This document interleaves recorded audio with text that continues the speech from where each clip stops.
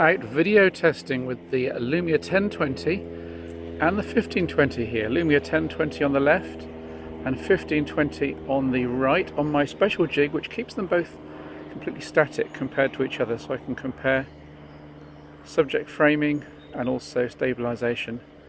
Here, sort of weak winter, very weak winter sunshine. Plenty of detail though as I move on towards the lock, you'll see. Of course, the 1520 doesn't quite have the same raw megapixelage under the hood as the 1020, which means that you can't zoom in losslessly to quite the same degree. This is a maximum zoom here on the 1020. Let's zoom to maximum on the 1520.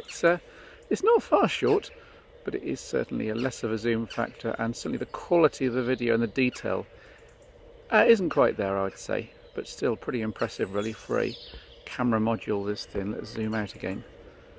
It's worth noting that I'm shooting this with the directional audio turned off on the 1520. That optimizes for audio capture in front of the camera, in front of the phone, and of course I'm talking to you from behind, so I wanted my own audio to be crystal clear. But it's impressive that the 1520 does have this directional capability. Let's try some stabilization now as I splash on through the puddles towards the canal, which is probably going to be flooded. Now, stabilizing walking movements is something that Nokia's OIS normally does pretty well at. Let's see how 1520 does here, with a slightly smaller OIS mechanism, but possibly smoother. Looking pretty smooth on the screen, I have to say. Noticeable that the colours on the 1520 screen are a lot more muted due to the LCD technology. The AMOLED technology on the 1020 still really rather impresses, even if it makes the green of the grass rather too green in these rather wintry conditions.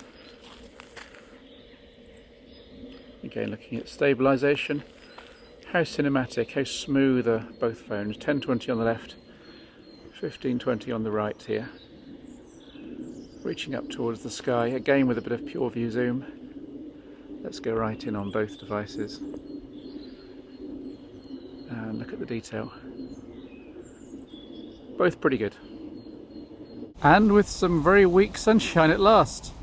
Again, looking at cinematic panning and smoothness here on the OIS on both the 1020 and the 1520.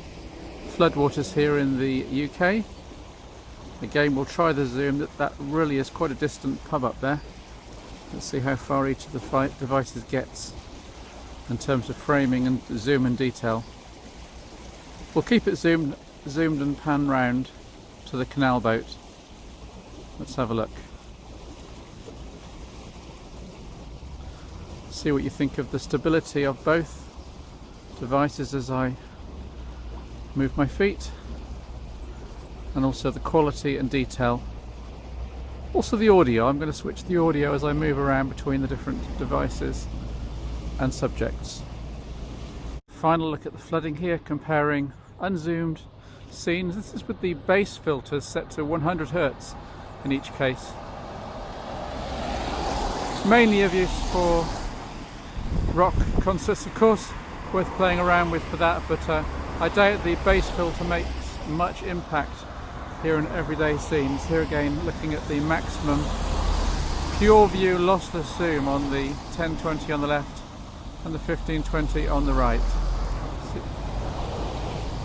And shooting this in the pretty much pitch dark, but there's quite a bit of street lighting going on. Both phone screens are quite dark though. Interestingly, I've set both of them to infinite focus to stop autofocus hunting issues.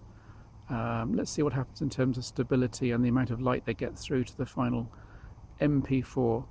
Again, Lumia 1020 on the left, Lumia 1520 on the right.